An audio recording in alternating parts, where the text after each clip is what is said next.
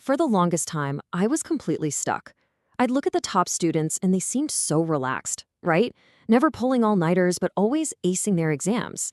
Meanwhile, I was putting in more and more hours and my grades were actually getting worse. I was just convinced they knew some secret I didn't. And then it finally hit me. And it was this huge, freeing realization. The problem wasn't that I wasn't smart enough. Not at all. The problem was my whole strategy was just wrong.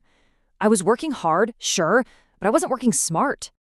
I mean, just look at this. This is the perfect picture of it, right? On one side, you have the old way, that poor stickman literally drowning in books. That feeling where more hours just equals more stress and worse results.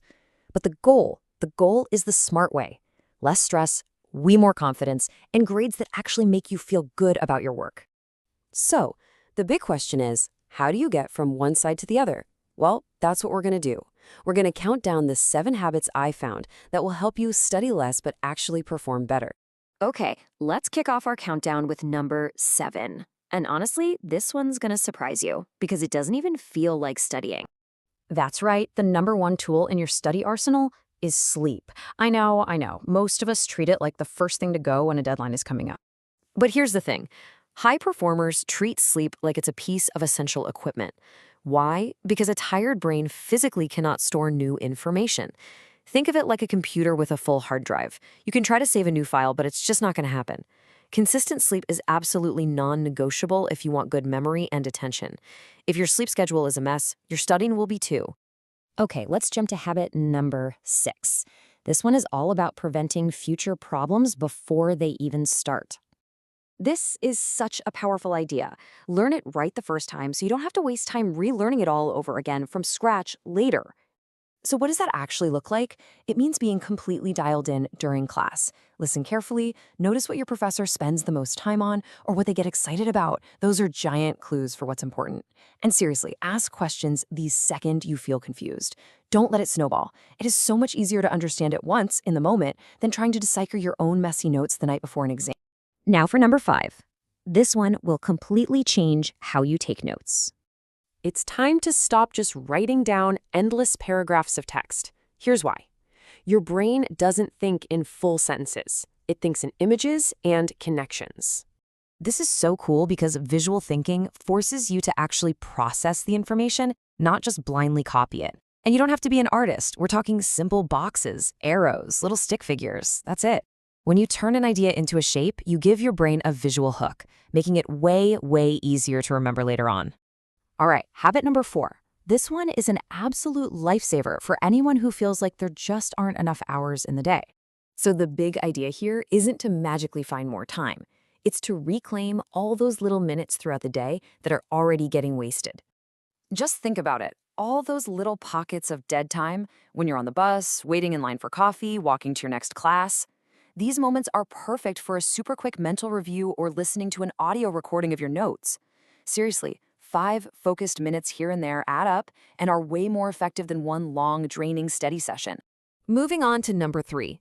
This is such a simple, low-effort technique for those topics that just won't stick in your head. The whole point of this habit is to make those really tough concepts feel familiar and less scary, long before the panic of an exam sets in. Here's how simple it is. Take that one formula or concept that's giving you trouble, jot it down on a sticky note, and stick it somewhere you look every single day. Your bathroom mirror, the edge of your computer monitor, the back of your door. You'll see it dozens of times without even trying. That effortless repetition builds familiarity.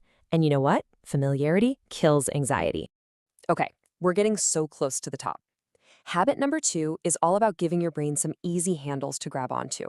Our brains are just not great at holding on to a bunch of abstract, random facts. The trick is to give that information some kind of structure or meaning. And here's exactly how you can do it. Create funny acronyms. Look for patterns. Even turn a boring list of facts into a crazy little story. It might feel a bit childish at first, but it's not. It's totally strategic. You're building a scaffold for the information, making it 1,000 times easier for your brain to find it later. So we've gone through 6 really powerful habits. But what is the number 1 most important, absolute, game-changing habit that transformed my entire approach to learning? Here it is. Number 1. If you only remember one thing from this entire explainer, please make it this. This is the one. This is the whole shebang. See, most students study for recognition. They just reread their notes over and over until the words look familiar. But here's the problem. Exams don't test if something looks familiar. They test if you can recall it from nothing. So here's the method. It's called active recall. Before you even think about reviewing a topic, close your book, put your notes away, and on a blank piece of paper, write down everything you can remember about it. Yeah, it's hard. It's supposed to be. But it does two amazing things. One, it shows you immediately, with perfect clarity, what you don't know. And two, it trains your brain for the exact skill you need on an exam, pulling information out of thin air.